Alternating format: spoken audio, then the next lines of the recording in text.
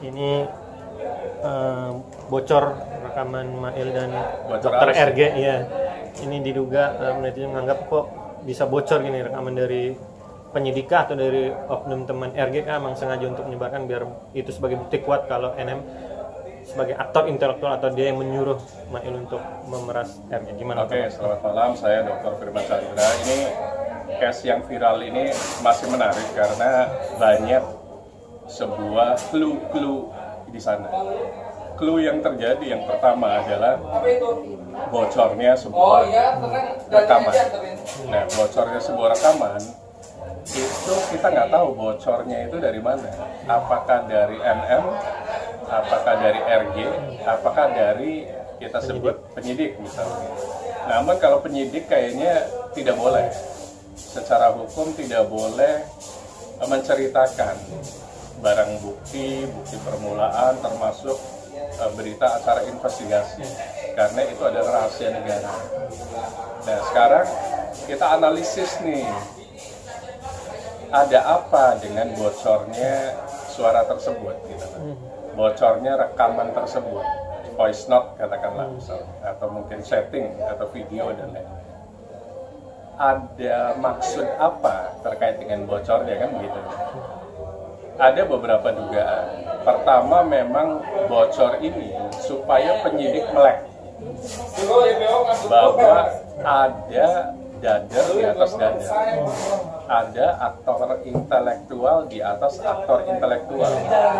Artinya aktor intelektual yang sebenarnya itu bukan yang sudah menjadi tersangka.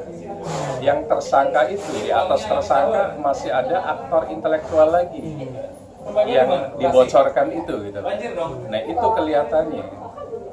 Atau ini dugaannya dibocorkan oleh NM juga supaya ancaman hukuman tertinggi yang 20 tahun penjara tadi itu tidak dikenakan oleh NM, tapi dikenakan oleh orang yang di atas NM yang kita sebut misalnya dalang.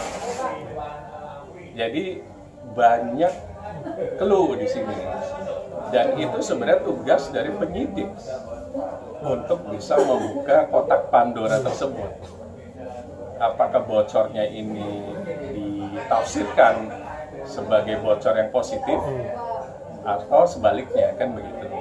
Kalau bocor positif berarti penyidik harus lebih semangat lagi untuk mengembangkan kasus ini lebih luas.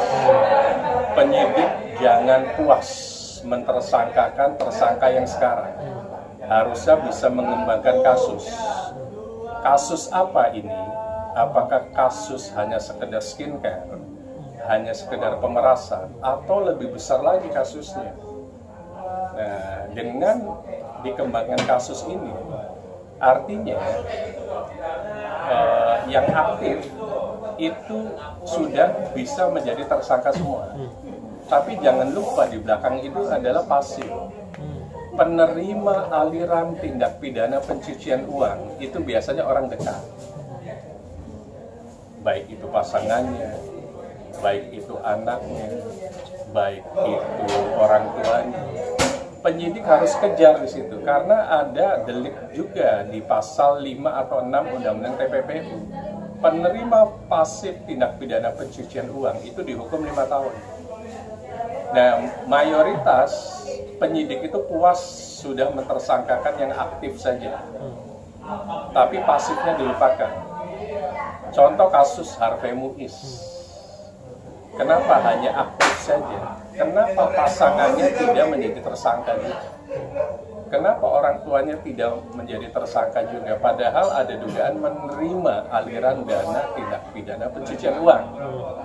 Nah, ini memberikan clue sebenarnya ke penyidik. Ayo semangat bahwa ada dugaan bahwa uang ini sudah mengalir ke penerima pasif. Jadi jangan puas sekarang dengan mentersangkakan yang sudah ada saja. Kejar sampai penerima pasifnya. Itu yang harus dilakukan. Bang, terkait yang berarti ini bisa dibilang ini sebagai bukti kuat ya kalau NM bisa bilang aktor intelektual atau masih ada lagi di atasnya gitu.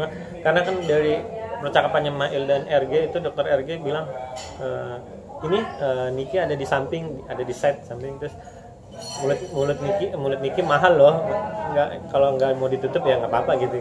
Gimana Bang?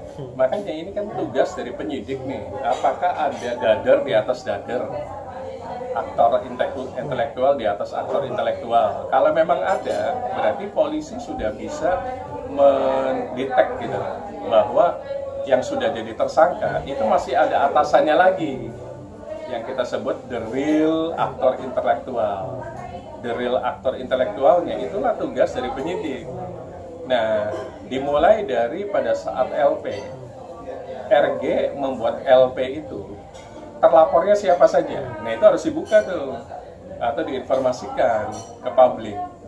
Kalau hanya 2 saja, katakanlah NM dan M saja yang sudah masuk ke dalam, berarti polisi atau penyidik harus mengembangkan kasus ini, masukin di pasal 55 turut serta, supaya bisa kena dader di atas dadernya gitu. Sehingga peristiwa hukum ini menjadi jernih. Siapa sebenarnya dalang ini semuanya?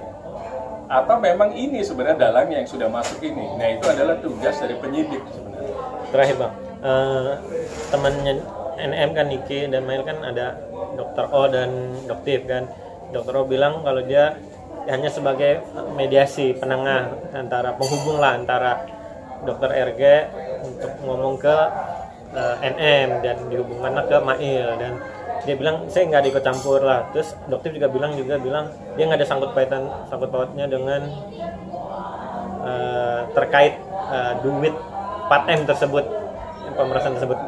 Berarti kan yang tadi kita bilang dalang antara itu adalah gagi apa enggak, ternyata mereka sudah ngomong itu apa alibi atau gimana.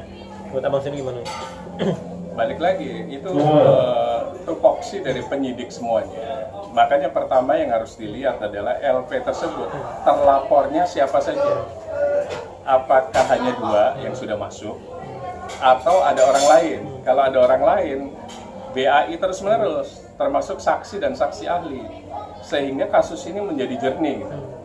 Ini sebenarnya kasus apa sih gitu? Apakah hanya kasus pemerasan TPPU jungto ke undang-undang ITE, atau sebenarnya ini perang besar antar skincare? Jadi industri skincare ini lagi marak, jadi masing-masing saling menjatuhkan. Sebenarnya dibalik itu apa gitu? Apakah hanya small thing, kasus pemerasan saja yang sudah tersangkanya masuk gitu? Atau dibalik itu ada peristiwa besar nih? Jadi masing-masing skincare ini punya agenda grand design gitu, untuk saling menjatuhkan misalnya. Karena bagaimanapun ini ceruk finansialnya kan besar tuh. Ada krim malam, krim pagi, dan lain-lain gitu. Pertanyaannya berikutnya adalah apakah BPOM tahu bahwa ini ada agenda besar? Karena asal muasalnya kan perizinan juga dari BPOM gitu. Nah, di situ nanti akan jadi saksi ahli itu BPOM. Jadi balik lagi, polisi biarkan bergerak dulu. Namun kami sebagai praktisi hukum, ahli hukum hanya bisa memberikan masukan. Jangan puas dengan mentersangkakan yang sudah ditahan. Coba kembangkan kasus. Apakah ada aktor intelektual di atas aktor intelektual, atau pasifnya penerima aliran dana tindak pidana pencucian uang tersebut. Itu kejar di sana.